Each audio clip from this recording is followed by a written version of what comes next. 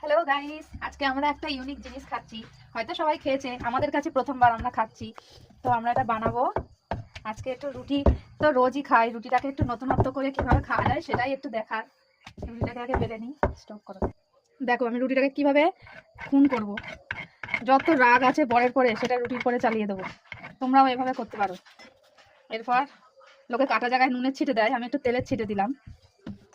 এইবার এটাকে মুড়াবো।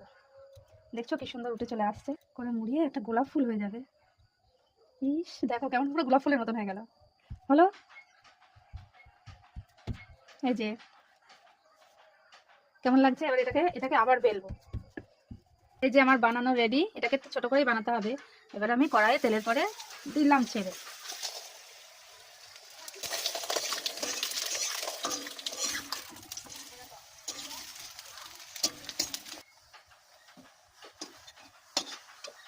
এই যে হয়ে গেল আমাদের লাচ্ছা পরোটা। আজকে আমার বর খেতে চেয়েছে এটা। ওর খালি বাড়ি থাকলেই এটা খাবো ওটা খাবো সেটা খাবো করবে।